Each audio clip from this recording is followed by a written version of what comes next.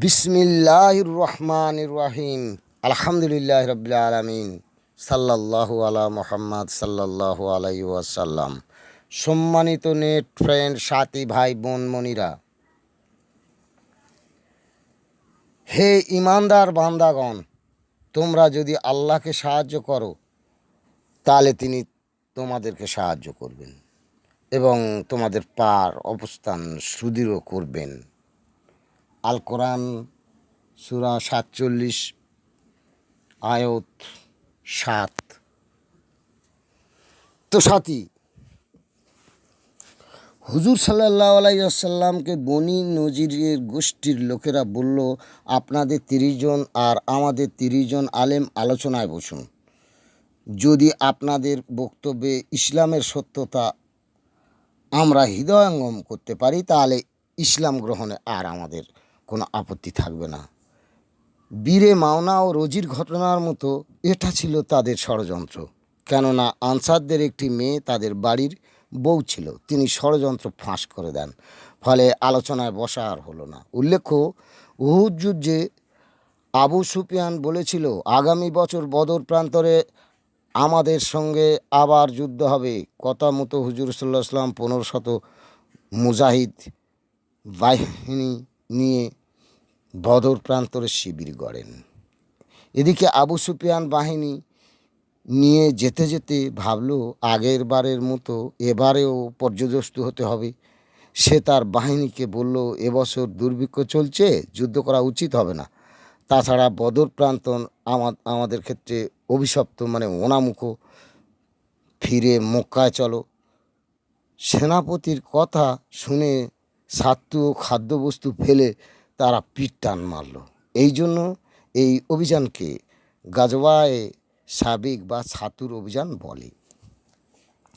সাফিনা রাজিয়াল্লাহু আনহু একজন সাহাবা ছিলেন। সাফিনা মানে নৌকা, একটা নাম হলো, কিন্তু এটা পবিত্র নাম। হুজুর সাল্লাল্লাহু আলাইহি ওয়াসাল্লাম এই নাম তাকে দিয়েছিলেন। মুনতাখাবে হাদিসে আছে, হজরত সাঈদ ইবনে জুমহান রহমতুল্লাহ আলাইহি তাকে জিজ্ঞাসা করলেন, তোমার নাম কি? তিনি বললেন, সাফিনা। বললেন, কেন এই নাম রেখেছ? বললেন, একবার সাহাবাদের নিয়ে হুজুর সাল্লাল্লাহু আলাইহি ওয়াসাল্লাম সফরে গিয়েছিলেন। আসবাবপত্র বেশি বোঝা হয়ে গেলে হুজুর সাল্লাল্লাহু আলাইহি ওয়াসাল্লাম আমাকে বললেন, তোমার চাদর বিছাও। বিছালাম, মালপত্র তাতে বেঁধে আমার মাথায় তুলে দিতে গিয়ে বললেন, তোমার নাম তো সাফিনা, মানে নৌকা। আমি তখন থেকে এই নাম ধারণ করেছি।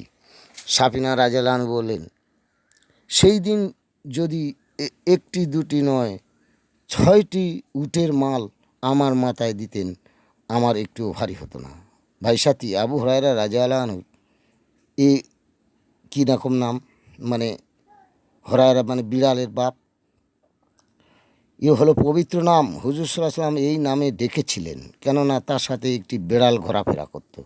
হুজুর সাল্লাল্লাহু আলাইহি ওয়াসাল্লাম যা বলতেন সাহাবারা অক্ষরে অক্ষরে মেনে চলতেন।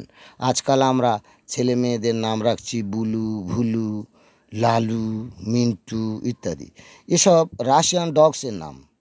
এ নামের বরকত হবে কি, নাকি সাহাবাদের নাম রাখলে বরকত হবে? প্রশ্ন থেকে যায়। হজরত সুফিয়ান সত্তর রহমতুল্লাহ আলাইহি আল্লাহর মস্ত বড় ওলি ছিলেন। সত্তর মানে বলদ, মানে গরু। সাধারণত মনে হয় আল্লাহর ওলি একটা গরু। একটা কথা হলো, বিষয়টা হলো, তিনি মসজিদে বাম পা প্রথমে দিয়ে প্রবেশ করেন। তার কানে আওয়াজ হলো, হে সত্তর, কী করস? আশ্চর্য, বাম পা তো মসজিদে আগে দেয় না। সেখান থেকে তিনি ওই নিজের নামকে সত্তর নাম রাখলেন, মানে গরু। তিনি একটা গরু। তিনি খাওয়ার সময় একটি কুকুরকে খাওয়াতেন। লোকে বলল, আপনি স্ত্রী পুত্রদের সাথে না খেয়ে কুকুরের সাথে খান কেন? কুকুরের এক লোকমা, আপনার এক লোকমা, এইসব কী? তিনি বললেন, স্ত্রীপুত্র এবাদাতে ব্যাহত করে আর কুকুর আমার এবাদাতে পাহারা দেয়। কথিত আছে, তিনি খাঁচাবন্ধ একটি পাখির কিচিমিচি শুনে দুঃখ পেলেন। তিনি পাখিটিকে কিনে নিলেন, নিয়ে ছেড়ে দিলেন। পাখিটি তার বাড়িতে হটেনি, এমনকি নামাজে যখন দাঁড়াতেন মাথায় বসতো। তার মৃত্যুর সময় পাখিটির কিচিরমিচির আর চিৎকার আর খাটের সঙ্গে ঘোরাঘুরি আর কবর পর্যন্ত যাওয়াটা সব মানুষ সেদিন দেখেছিলেন। হজরত সত্তরি রহমতুল্লাহ আলাইয়ের পশুপক্ষীর উপর খুবই দয়া ছিল। বর্তমান বিজ্ঞানের যুগে নানান চাকচিক্য দেখে আমরা নবী সাহাবা অলিদের চলন ভুলতে বসেছি, এমনকি আল্লাহর কুদরতকে অবিশ্বাস করছি। ভাই সাথী, মনে রাখবেন, প্রত্যেক বস্তুর মধ্যে আল্লাহর নিদর্শন রয়েছে। যতই আমরা ইমেল, জিমেল, হোয়াটসঅ্যাপস ব্যবহার করি না কেন, তার মধ্যে আল্লাহর নিদর্শন অবশ্যই আছে। এই দেখুন না, গত কয়েক বছর সারা বিশ্বে মুসলিম নিধনযজ্ঞ চলছিল। ভাবতে, আমাদের এই ভারতে এনআরসি শুরু হলো।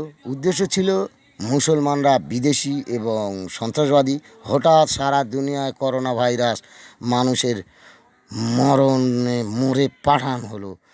মরণ ভাইরাস, লকডাউন, ট্রেন বন্ধ, এসব কি আল্লাহর ইচ্ছা? তিনি যা করেন সবই মঙ্গলের জন্য। রোগ দিয়েছেন, তার ওষুধও দিয়েছেন। গত 18/10/2020 কলম পত্রিকায় দিয়েছিল, ফ্রান্সে হুজুর সাল্লাল্লাহু আলাইহি ওয়াসাল্লামের ব্যঙ্গছবি স্কুলে শিক্ষক ছাত্রদের দেখালো, তাকে কুৎসা কলঙ্ক দিল। কিন্তু 4/11/2020 তারিখে ওই কাগজে দিল, আমেরিকার ক্যালিফোর্নিয়া থেকে খবর এলো, মাইকেল এইস হার্টের দ্য 100 গ্রন্থ, 100 বইটার নাম, খবর ভেসে উঠছে, কম্পিউটারে উঠছে। গুগল সার্চ করলে বেরিয়ে আসছে হজরত মুহাম্মদ সাল্লাল্লাহু আলাইহি ওয়াসাল্লামের নাম 1 নম্বরে। আপনারা আইফোন ও অ্যান্ড্রয়েডে দেখে নিতে পারেন। সার্চ ইঞ্জিন গুগলে লিখুন, who is the best person in the world, বিশ্বের সর্বশ্রেষ্ঠ ব্যক্তিত্বকে। 100 জনের মধ্যে 1 নম্বরে উঠে আসবে হজরত মুহাম্মদ সাল্লাল্লাহু আলাইহি ওয়াসাল্লামের নাম। 2 বিজ্ঞানী আইজাক নিউটন, 3 ঈসা নবী আলাইহিস সালাম, অর্থাৎ যীশু খ্রিস্ট, 4 গৌতম বুদ্ধ ইত্যাদি। আপনারা গুগলকে জিজ্ঞেস করলেও গুগল বলে দিতে পারে। তো সাথী, মহামানবের তরিকায় আমরা চলছি কি, নাকি শুধু বলছি তিনি ছিলেন নবী, সর্দার, সাহাবা, তার জ্ঞানে গুণান্বিত সাহাবারা হয়েছিলেন, তাদের পথে চলে আমরা কি সেই গুণ অর্জন করব না ইত্যাদি। ভাবতে, নবীর গুণে চললে, নবীওয়ালা ছিলেন আল্লাহর ওলি বড় হজরত ইলিয়াস সাহেব রহমতুল্লাহ আলাইহি। আমরাও সেই পথ ধরবো ইনশাআল্লাহ। তো মাতরম দোস্ত বুজুর্গ, এতক্ষণ ধৈর্য ধরে শোনার জন্য আমি আলেম বুজুর্গদের দোয়ার দরখাস্ত করছি, আর আমার নেট বন্ধুদের কাছে অনুরোধ করছি, এটাকে আবারও আপলোড করে পৃথিবীতে উড়িয়ে দিয়ে গোটা দুনিয়ায় ছড়িয়ে দিয়ে অসীম সওয়াবের অধিকারী হই।